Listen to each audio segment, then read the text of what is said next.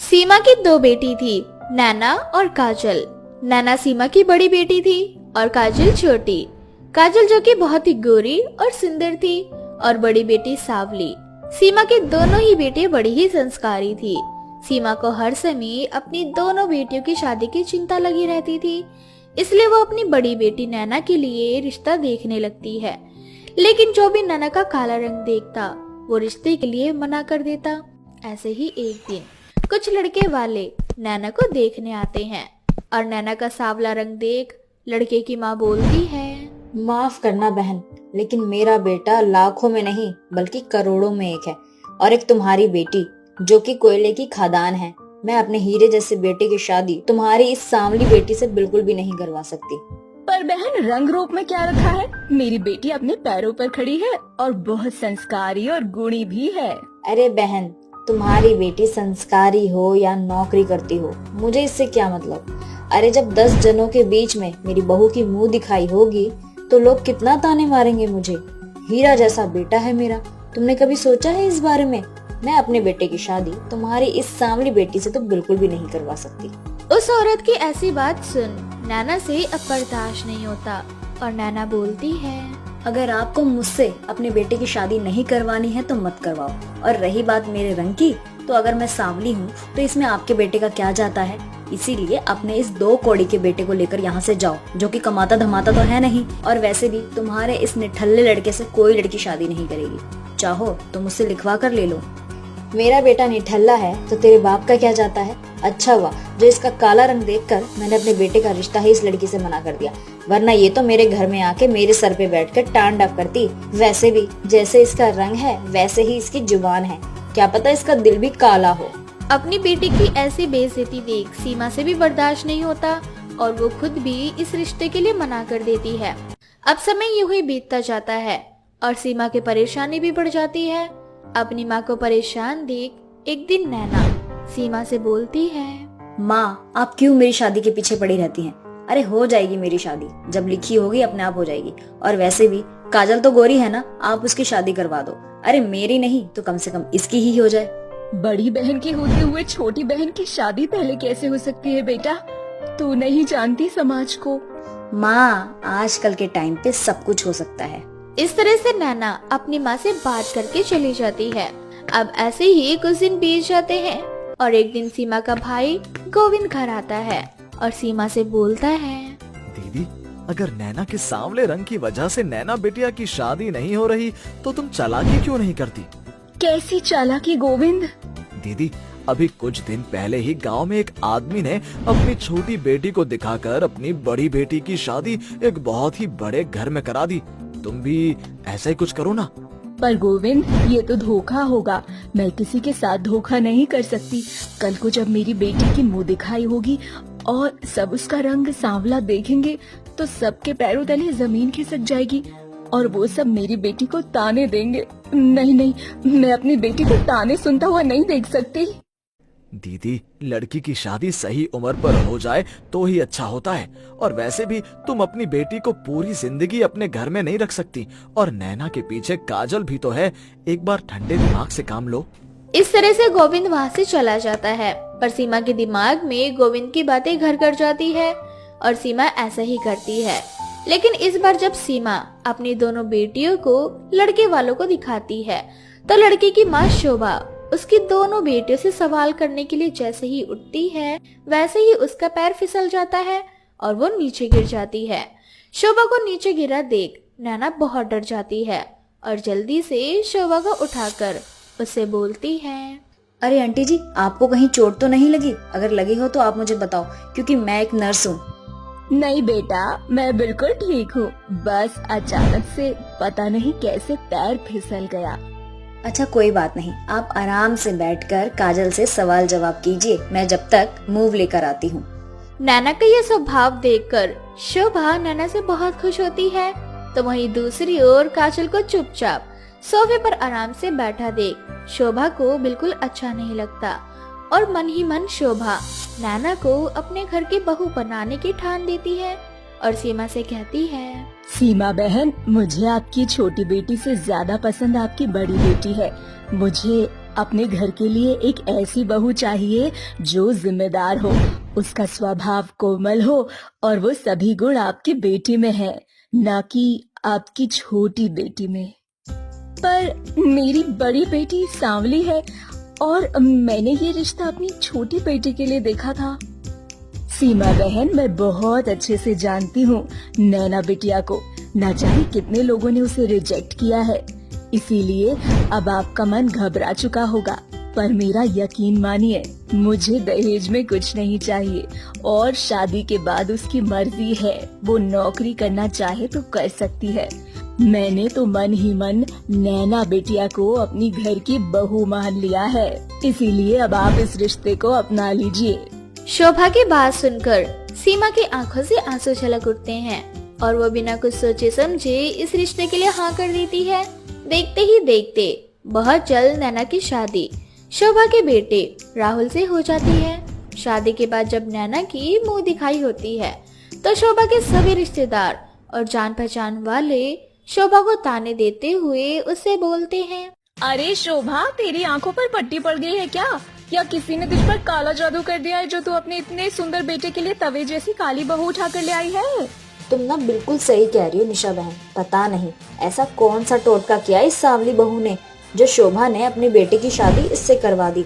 सांवली बहू की मुंह दिखाई पर इसने इतना सारा खर्चा किया। अरे इतना खर्चा तो कोई अपनी बेटी की शादी में भी नहीं करता जितना खर्चा शोभा ने अपनी बहू की मुंह दिखाई में किया। इस तरह से सब नैना का सांवला रंग देखकर उसे सब भला बुरा कहने लगते हैं। नैना यह सब कुछ बर्दाश्त नहीं कर पाती और रोती हुई अपने कमरे में चली जाती है। अपनी बहू के आंसू देख शोभा से बर्दाश्त नहीं होता और वह अपने घर आए सभी मेहमानों को फटकारते हुए उनसे कहती है, मेरी बहू काली हो या गोरी, आप लोग कौन होते हो उसके रंग को लेकर उस पर उंगली उठाने वाले? मैंने आप सभी को अपनी बहू की मुंह दिखाई में शामिल होने के लिए बुलाया था, ना कि मेरी बहू की आंखों में आंसू लाने के लिए। क्या शोभा बहन, तुम बेकार ही हम सब के लिए इतना भड़क रही हो अपनी उस सांवली बहू के लिए? आखिर तुम्हें हो क्या सांवली बहू की मुंह दिखाई कर रही हो? अरे लोग अपनी सांवली बहू को तो दुनिया वालों से छुपाते हैं ताकि कोई उसका मजाक न बनाए, और तुम हो कि अपनी सांवली बहू की मुंह दिखाई करवा रही हो? हाँ, कर रही हूँ मैं अपनी सांवली बहू की मुंह दिखाई, क्योंकि मुझे अपनी सांवली बहू पर गर्व है। अरे तुम सबकी गोरी बहुएं क्या करती हैं? कुछ नहीं, सिर्फ मेकअप करने के लिए दे दो उन्हें। क्या वो तुम्हारी इज्जत करती हैं? नहीं ना। पर मेरी बहू मेरी बहुत इज्जत करती है और ये उसी का नतीजा है कि उसने तुम लोगों का मुंह बंद नहीं किया, वरना वो चाहती तो तुम जैसे अपने मरीजों के दांतों को सिलते हैं ना, वैसे ही तुम लोगों के मुंह सिल देती। बस बस शोभा बहन, हम यहाँ तुम्हारी बहू की मुंह दिखाए में आए थे, ना कि हम यहाँ पे अपनी बेइज्जती करवाने के लिए आए थे। और वैसे भी तुमने हमारी बहुत बेइज्जती कर ली, अब यहाँ हम 1 मिनट भी नहीं रुकेंगे। इस तरह से सभी मेहमान वहाँ से चले जाते हैं और मुंह दिखाई की रस्म खत्म होने के बाद शोभा अपनी बहू के आंसू पोंछती है और अपनी सास का अपने लिए ऐसा प्यार देखकर नैना बहुत खुश होती है। कल तक जिस लड़की की शादी नहीं हो रही थी, आज इस सांवली लड़की की मुंह दिखाई होती है। ये देख नैना का सपना उसकी मुंह दिखाई पर पूरा हो जाता है। जादुई अंडों की खेती। गोपाल की अपनी खुद की एक छोटी सी अंडे की दुकान थी, तो वहीं थोड़ी ही दूर पर विक्रम नाम के एक व्यक्ति की भी अंडे की दुकान थी। गोपाल के अंडे की दुकान काफी चला करती थी।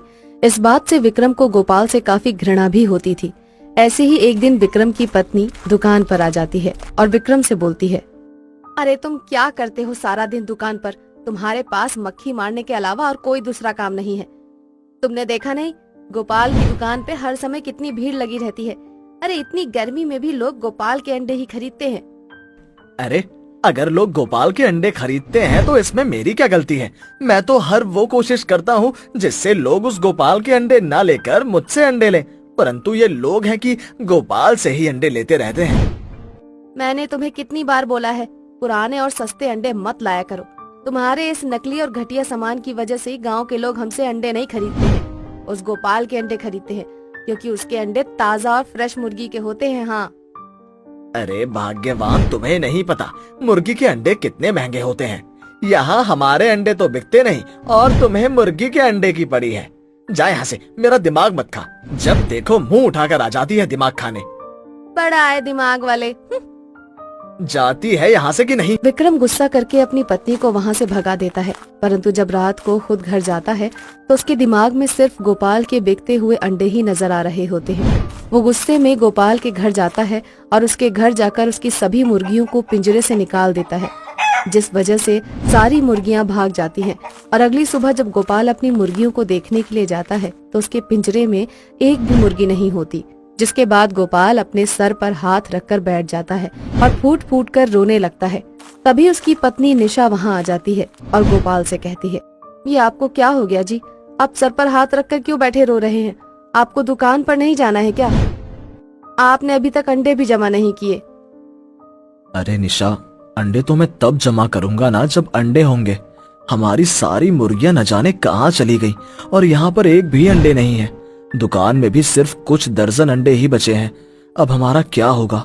जो पैसे थे वो मैंने सारे माँ के इलाज में लगा दिए। अब घर कैसे चलेगा?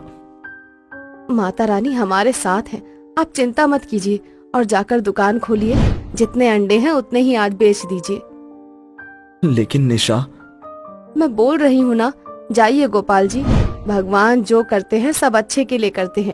निशा के बोलने पर गोपाल दुकान खोलता है। तभी वहाँ एक बूढ़ी औरत आती है और गोपाल से कहती है, बेटा, आज मेरे घर में बहुत सारे मेहमान आए हैं और उन सभी की यही इच्छा है कि वो अंडे ही खाएंगे, पर बेटा मेरे पास इतने पैसे नहीं हैं कि मैं इतने सारे अंडे खरीद सकूं।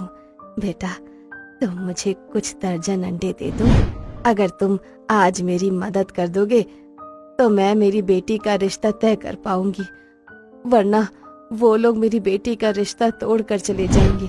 बेटा, मैं तुम्हारे आगे हाथ जोड़ती हूँ, मेरी इतनी सी मदद कर दो। अरे अम्मा, आप ये क्या कर रही हैं? आप तो मुझे शर्मिंदा कर रही हैं। आप ये सारे अंडे ले जाइए, पैसों का क्या है? वो तो हाथ का मैल है। आप अपनी बेटी का रिश्ता पक्का कर लीजिए।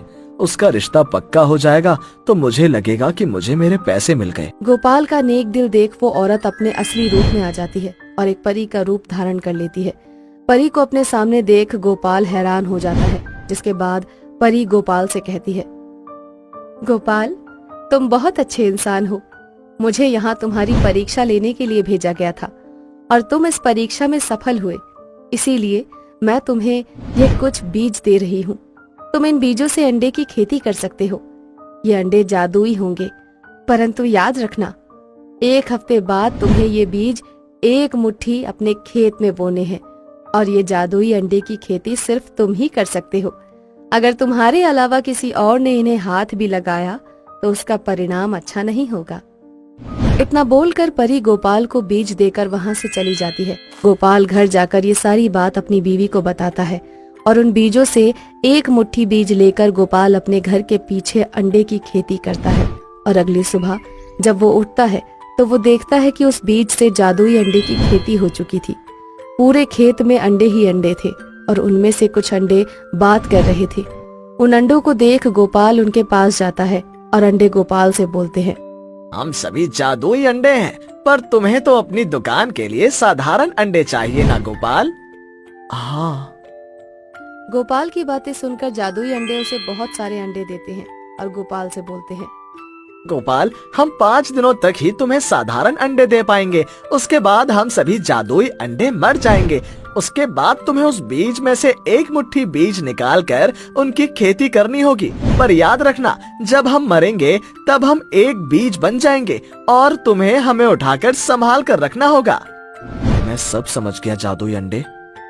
गोपाल अब ऐसा ही करता है, परंतु विक्रम की बीवी ये सब देख लेती है और उसे जादुई अंडे की खेती के बारे में पता चल जाता है। जिसके बाद वो गोपाल के घर जाती है और उसके घर से कुछ बीज चोरी करके ले आती है और सारी बात विक्रम को बताती है।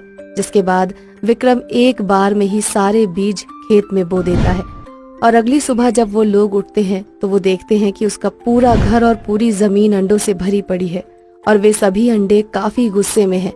जिसके बाद वो सभी अंडे विक्रम और उसकी पत्नी को मारने के लिए आगे बढ़ने लगते हैं।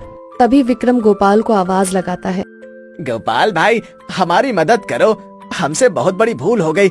हमें इन जादुई अंडों से बचा लो, नहीं तो ये जादुई अंडे हमें अंडे बना देंगे। विक्रम की आवाज सुनकर गोपाल भागता हुआ विक्रम के पास आता है, जिसके बाद गोपाल हाथ जोड़कर जल्दी अंडों से बोलता है। ये जादुई अंडे, गलतियां तो इंसान से ही होती हैं और एक छोटी गलती इनसे भी हो गई, पर अब इन दोनों को अपनी गलती पर पछतावा है। इसलिए मैं चाहता हूँ कि जादुई अंडे तुम इनको माफ कर दो। इन्हें इनके किए की सजा मिलकर ही रहेगी। जब तक इन्हें इनके किए की सजा नहीं मिलती और ये खुद एक अंडे नहीं बन जाते, तब तक इनका लालच खत्म नहीं होगा। हे जादुई अंडे, मैं समझ सकती हूँ, परंतु मैं और मेरे पति नहीं चाहते कि हमारी वजह से किसी की जान जाए या वो अंडे बने। इसीलिए हमारी आपसे विनती है कि आप अपना गुस्सा त्याग दें और इन दोनों मूर्ख इंसानों को क्षमा कर दें। ठीक है, मैं इन दोनों को माफ कर रहा हूँ, सिर्फ और सिर्फ तुम दोनों के कहने पर, वरना आज मैं उन्हें अंडा बना देता। इतना बोलकर सभी जादुई अंडे एक बीज बन जाते हैं, जिसके बाद गोपाल उन सभी बीजों को उठाकर अपने घर ले आता है। अब विक्रम और उसकी पत्नी भी लालच करना बंद कर देते हैं और अपनी किसी और चीज की दुकान खोल लेते हैं। तो वहीं गोपाल अपने जादुई अंडों की खेती करता है और इसी तरह से अपनी जिंदगी को जीने लगता है। आस्था घर में सुबह सुबह पहले उठकर घर का सारा काम खत्म करके पूजा करती है और अपनी सास नीलम के कमरे में जाकर उन्हें चाय देने लगती है कि तभी आस्था का पति रमेश आवाज देते हुए आस्था से बोलता है। अरे आस्था कहाँ चली गई? मेरे सर में बहुत दर्द हो रहा है, ऐसा लग रहा है मानो जैसे मेरा सर फट जाएगा। रमेश की आवाज सुनकर आस्था अपने पति को आवाज देती हुई बोलती है। हाँ रमेश जी, मैं बस थोड़ी देर में आई। अच्छा, तो आज भी उसके सर में दर्द हो रहा है। इसका मतलब ये है कि ये रात में फिर से नशा करके आया था। सही कहा माँ जी आपने। अब तो मैं इनसे परेशान हो चुकी हूँ। अभी रोज नशा करके आने लगे हैं और घर आकर मुझसे लड़ाई करते हैं कि मैं सारा दिन करती ही क्या हूँ, मैं उनके साथ पार्टीज में क्यों नहीं जाती। क्या बोलता है मेरा नालायक बेटा तुझसे? माँ जी आप ही बताइए, घर में इतना सारा काम पड़ा रहता है, मैं रात को तैयार होकर आपको घर में अकेला छोड़कर उनके साथ पार्टी में कैसे जाऊँ? और अगर कभी मैं उनके साथ पार्टी में चली भी जाती हूँ तो मुझे वहाँ जाकर बिल्कुल भी अच्छा नहीं लगता, क्योंकि ये तो अपने दोस्तों के साथ ड्रिंक करने लगते हैं और मैं वहाँ अकेले बोर हो जाती हूँ। और फिर मैं तो जॉब भी करती हूँ, मुझे सुबह जल्दी उठकर घर के सारे काम खत्म करके बच्चों को स्कूल पढ़ाने के लिए जाना होता है। अब ऐसे में इतना सब कुछ कैसे मैनेज करूँगी? बहू, ये सब ना तुझे मुझे पहले बताना था। खैर ये सब छोड़ अभी, और तू जाके उस नालायक को नींबू पानी दे दे ताकि उसका कल रात वाला नशा उतर जाए। अब आस्था वहाँ से किचन में जाकर रमेश के लिए नींबू पानी बनाती है और उसे दे देती है, जिसके बाद नीलम रमेश के लिए और अपने लिए लंच बनाने लगती है। तभी रमेश तैयार होकर डाइनिंग टेबल पर आता है और डाइनिंग टेबल पर खाना ना देखकर आस्था के ऊपर चिल्लाते हुए बोलता है। आस्था, मैं ऑफिस के लिए लेट हो रहा हूँ और अब तक तुमने नाश्ता नहीं बनाया। यार तुम्हारा रोज का हो गया है, तुम्हारी वजह से मैं रोज ऑफिस में लेट हो जाता हूँ। अभी मैं नाश्ता करूंगा, फिर तुम्हें पहले स्कूल छोड़ूंगा, उसके बाद मैं खुद ऑफिस जाऊंगा। यार मुझे तो समझ नहीं आता, बच्चों को पढ़ाने के अलावा तुम और करती ही क्या हो? मैं क्या करती हूँ आप ये पूछ रहे हैं? अरे आप क्या करते हैं? आराम से ऑफिस जाते हैं, काम करके रात को पार्टी में चले जाते हैं और नशे की हालत में घर आकर मुझसे लड़ाई करते हैं और फिर आपकी सुबह होती है, फिर कलेश करके आप काम पर निकल जाते हैं। मुझे घर के साथ साथ स्कूल भी जाना होता है, मैं भी काम करती हूँ, आपकी तरह नशे में नहीं रहती। अगर ऐसा है तो मुझे नहीं चाहिए लंच, मैं जा रहा हूँ ऑफिस और तुम अकेले अपने स्कूल चली जाना। और रही घर के कामों की बात, तो घर में काम ही कितना होता है, 2-4 बर्तन और कुछ कपड़े। इस तरह से रमेश आस्था से लड़ाई करके ऑफिस के लिए चला जाता है और आस्था भी गुस्से में स्कूल चली जाती है। दोपहर को जब आस्था स्कूल से घर आती है तो वो बहुत दुखी होती है, जिसके बाद नीलम आस्था के पास जाती है और उससे बोलती है। बहू, लातों के भूत बातों से नहीं मानते। आने दो इस निठल्ले को आज। जब ये तेरी तरह ऑफिस और घर दोनों संभालेगा ना, तब पता चलेगा इसे कि तू क्या क्या करती है घर पर।